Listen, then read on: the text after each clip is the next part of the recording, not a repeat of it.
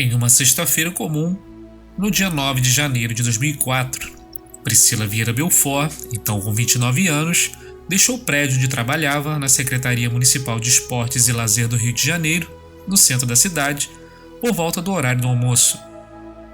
Vestia roupas simples, calça jeans, blusa branca, sandálias e levava consigo apenas a chave de casa. De acordo com relatos, ela teria avisado aos colegas que sairia para almoçar, como fazia rotineiramente, mas dessa vez não retornaria. Priscila desapareceu em plena luz do dia em uma das regiões mais movimentadas da capital fluminense, sem deixar qualquer rastro ou testemunha que pudesse relatar com precisão o que teria ocorrido. O cenário era típico de tantas rotinas urbanas: prédios administrativos, padarias, agências bancárias, ruas cheias de transeuntes e o vai e vem dos trabalhadores da cidade. Nada indicaria à primeira vista que aquele dia se tornaria o ponto de partida de um dos casos de desaparecimento mais intrigantes do país. A ausência de indícios concretos logo transformaria a história em um mistério inquietante, com diversas lacunas e teorias que ao longo dos anos alimentariam tanto a esperança quanto o desespero dos familiares. A repercussão nacional do caso ganhou força não apenas pela estranheza do desaparecimento em si, mas também por conta da ligação de Priscila com uma figura pública muito conhecida, seu irmão, o lutador de MMA Vitor Belfort, que à época estava em ascensão na carreira internacional. Vitor, visivelmente abalado, passou a fazer apelos constantes na mídia, utilizando sua projeção para tentar obter qualquer informação que pudesse levar ao paradeiro da irmã. A mobilização da família foi intensa, com campanhas, panfletagem nas ruas, entrevistas e até mesmo o envolvimento do Disque Denúncia, que ofereceu recompensa por informações. Desde então, o caso passou a figurar no imaginário coletivo brasileiro como um símbolo de dor e incerteza, permanecendo sem solução por mais de 2 décadas. O que teria acontecido com Priscila?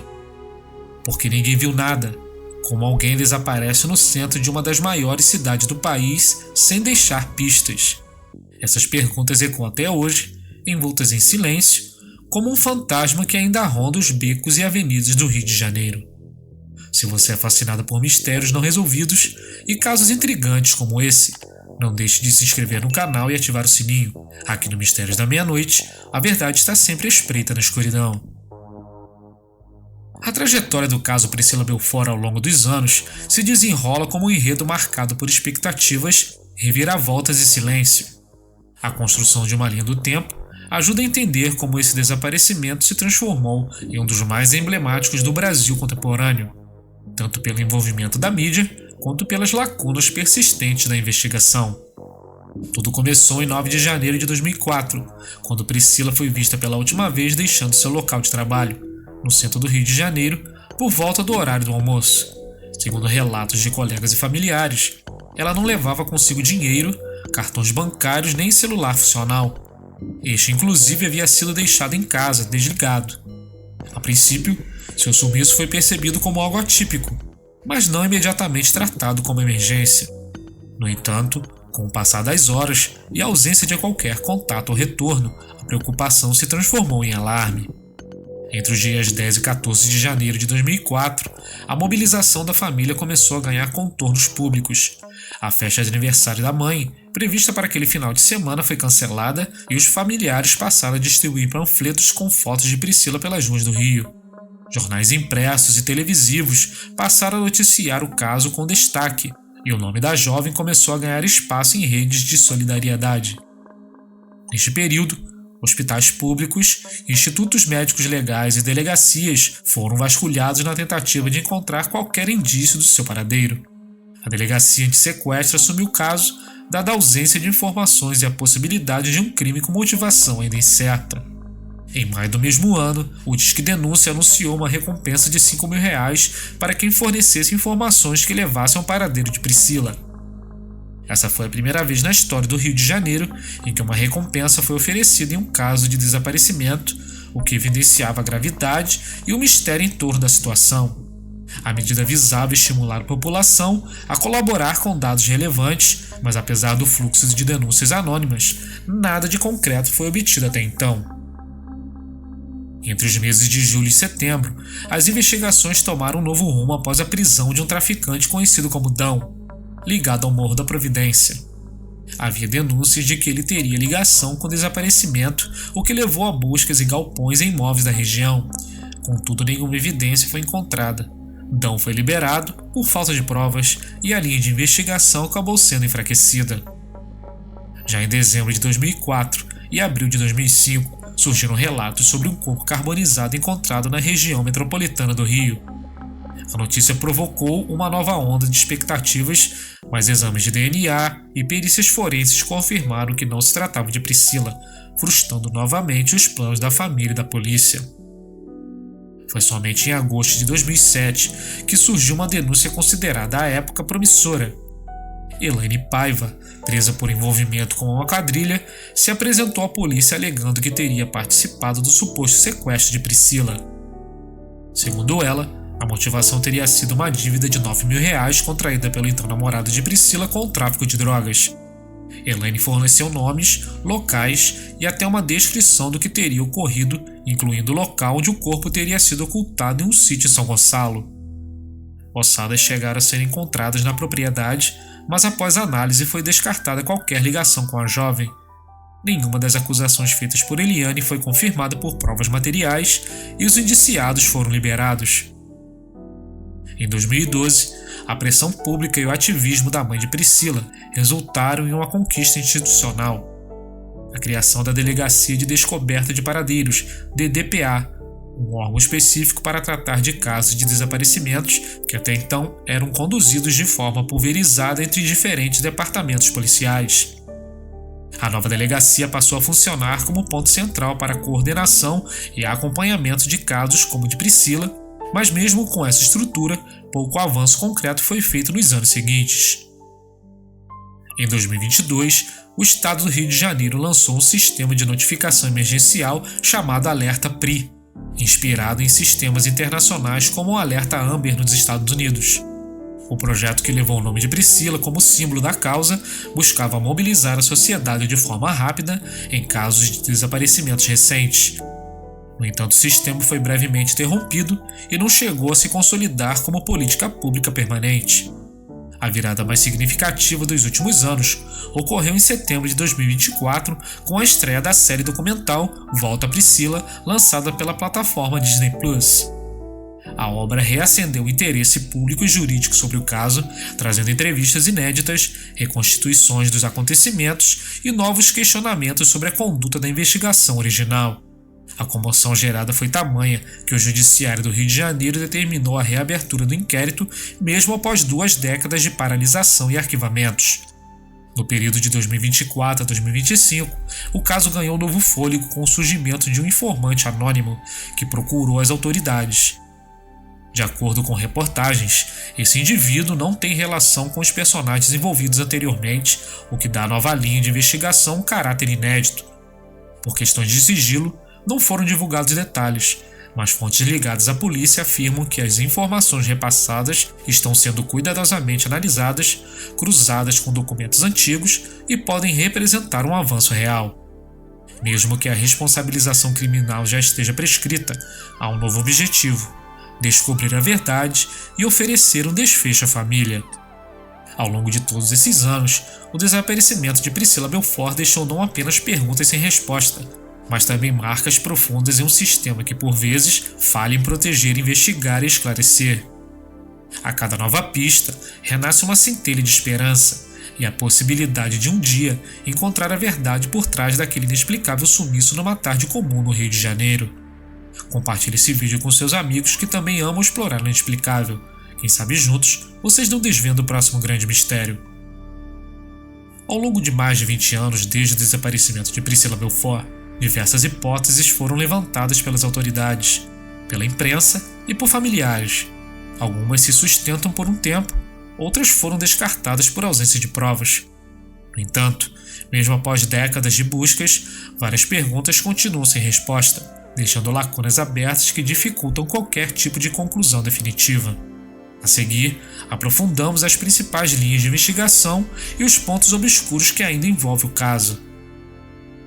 Uma das primeiras possibilidades consideradas foi a de um desaparecimento voluntário ou relacionado a um episódio de instabilidade psicológica.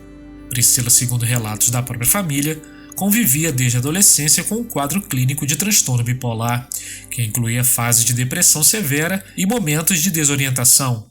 Ela havia passado por internações anteriores e estava sob tratamento médico. Essas informações levantavam a hipótese de que, em um possível surto, ela poderia ter se afastado voluntariamente do convívio familiar. No entanto, nenhuma testemunha relatou comportamento estranho ou fora do comum no dia de seu desaparecimento. A jovem teria saído do trabalho normalmente, sem demonstrar sinais visíveis de confusão, angústia ou impulsividade. Isso gera uma pergunta que ainda ecoa. Teria ela demonstrado de forma velada algum sinal de sofrimento psíquico naquela manhã que passou despercebido? Outro ponto que levanta dúvidas diz respeito à comunicação com a família. Mesmo tendo os parentes iniciado buscas logo após a ausência de contato, a notificação oficial do desaparecimento só foi aceita 2 dias depois. Por que essa demora burocrática se deu? E que impacto ela teve sobre os primeiros passos da investigação? Outra linha de apuração que ganhou força a partir de 2007 girou em torno de uma suposta extorsão relacionada a uma dívida contraída pelo então namorado de Priscila com uma quadrilha. A confissão partiu de Elaine Paiva, uma mulher que, ao ser presa por outros crimes, alegou ter participado diretamente do sequestro de Priscila. Segundo seu depoimento, a jovem teria sido capturada e levada para um sítio em São Gonçalo como represália a uma dívida de R$ 9.000 ligada ao tráfico de drogas. Elaine descreveu a ação em detalhes, fornecendo nomes, locais e até cronologia dos fatos. No entanto, ao seguir as indicações, nenhuma prova física foi encontrada nos locais citados, nem sequer vestígios de que Priscila estivesse ali. Ossadas localizadas na propriedade foram analisadas e descartadas por perícia. A falta de comprovação levantou novos questionamentos.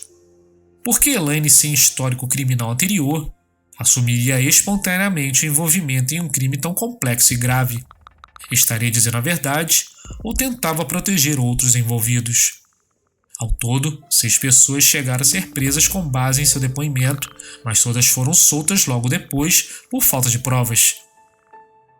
Não há registros detalhados das razões jurídicas que fundamentaram essas exonerações, o que contribui para o manto de incerteza que envolve essa fase do processo.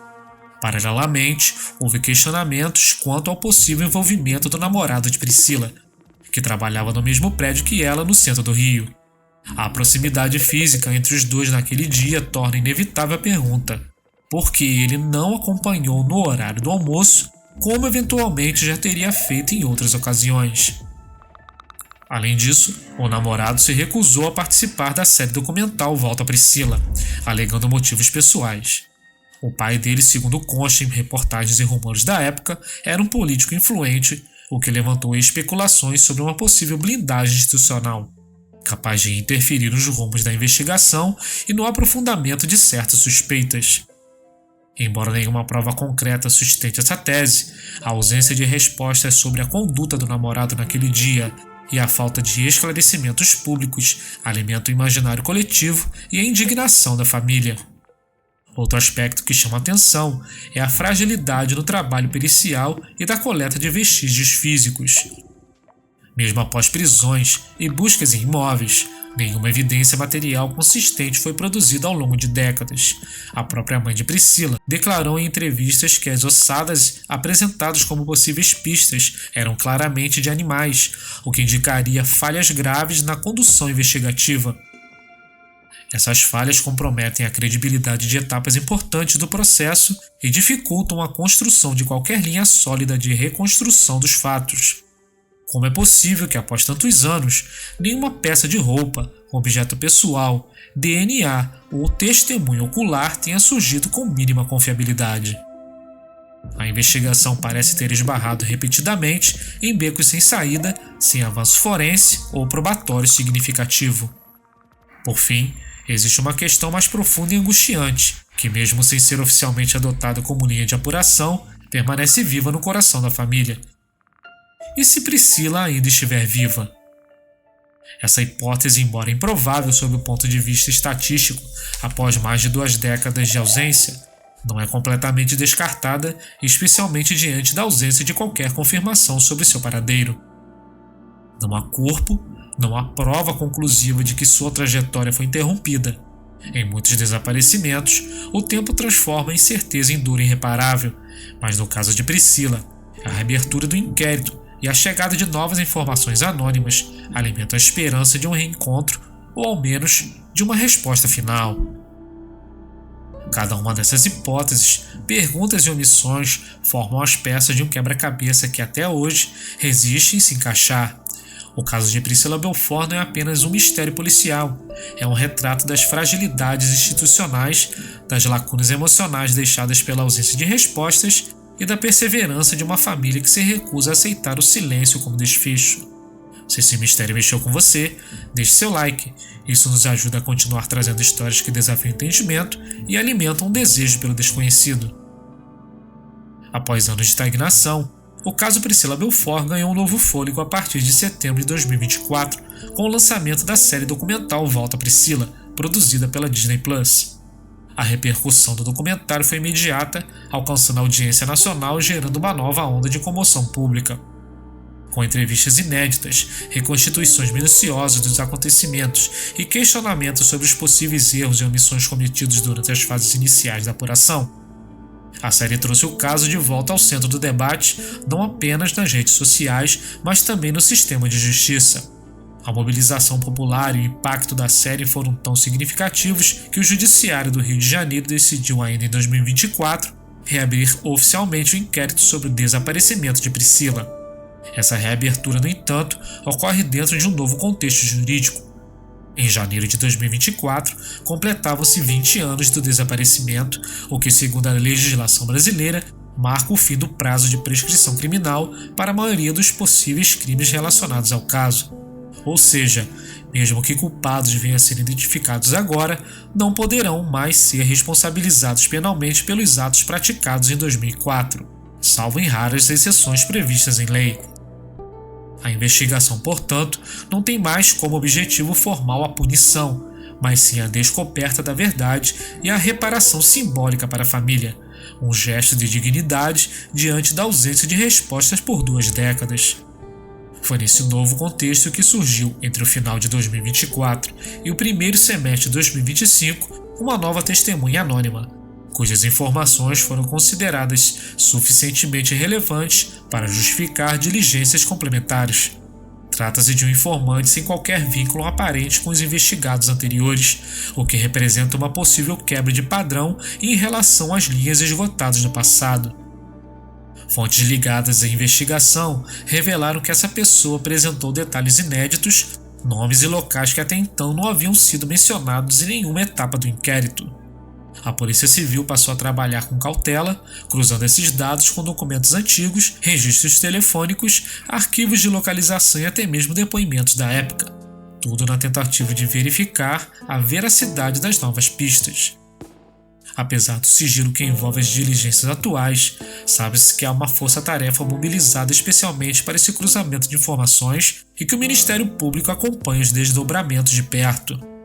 Ainda que o tempo tenha comprometido a conservação de provas físicas e a memória de testemunhas, a esperança reside na possibilidade de localizar algum elo documental ou material que tenha sido negligenciado anteriormente ou que só agora faça sentido à luz das novas revelações. Para a família Belfort, o momento atual é de expectativa mesclada com cautela. A dor da ausência nunca foi superada, mas o simples fato de o caso voltar a ser tratado com seriedade pelas autoridades, depois de tantos anos de silêncio institucional, representa um gesto de respeito. O foco agora não é mais a justiça no sentido jurídico punitivo, mas sim a busca por uma resposta definitiva, por um ponto final, que permita à mãe, aos irmãos e aos entes próximos a chance de elaborar o luto ou, quem sabe, acender uma última centelha de esperança. Os rumos atuais da investigação, portanto, não têm como meta encontrar culpados, mas descobrir o que realmente aconteceu naquela tarde de janeiro de 2004. O tempo passou, mas a pergunta permanece: onde está Priscila Belfort? Enquanto essa dúvida perdurar, o caso seguirá vivo nos arquivos da polícia, na memória coletiva e, sobretudo, no coração de quem jamais deixou de procurá-la. Mas e aí? Eu quero saber o que você acha. Deixe seu comentário abaixo e compartilhe sua teoria sobre esse mistério. Sua opinião pode nos ajudar a desvendar ainda mais segredos escondidos na escuridão. O desaparecimento de Priscila Belfort, mais de 2 décadas após sua última aparição, permanece como um dos maiores mistérios não resolvidos da história recente do Brasil. Um caso que começou com o súbito sumiço de uma jovem mulher em pleno centro do Rio de Janeiro, sem testemunhas, sem registros, sem explicações, e que ao longo dos anos revelou um cenário sombrio e inquietante. Investigações frágeis, denúncias sem fundamento, confissões conflitantes, pistas dispersas e talvez o mais grave, uma possível combinação de descaso institucional e influência política que pode ter obscurecido os caminhos da verdade desde os primeiros momentos.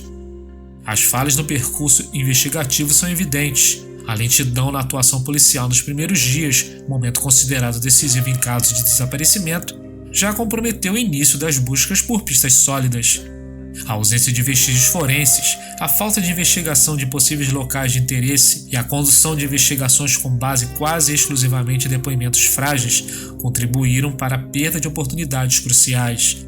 Ao longo do tempo, o inquérito pareceu se transformar em uma sucessão de frustrações, prisões que não resultaram em condenações, buscas sem achados e hipóteses que, por não se sustentarem em provas, foram sendo engavetadas. A suspeita de que pessoas influentes poderiam ter interferido direta ou indiretamente no rumo das investigações alimenta até hoje teorias sobre proteção institucional e omissão proposital. Em um país onde o poder por vezes escapa aos limites da justiça, essas possibilidades não podem ser ignoradas, mas também não pode ser afirmada de forma definitiva. E é justamente essa névoa de incerteza que torna o caso ainda mais perturbador. Com a reabertura recente do inquérito, impulsionada pela repercussão midiática da série Volta Priscila, surge um novo momento, um breve alento para aqueles que esperam por uma resposta. O impacto social do documentário foi significativo, não apenas por reacender o interesse público, mas por forçar o Estado a olhar novamente para um caso que, por muito tempo, pareceu relegado ao esquecimento. A entrada de uma nova testemunha anônima com informações inéditas reacende a chama da investigação, mesmo diante do obstáculo da prescrição penal, que limita as possibilidades de responsabilização judicial. Hoje, 21 anos depois, continuam ecoando perguntas sem respostas.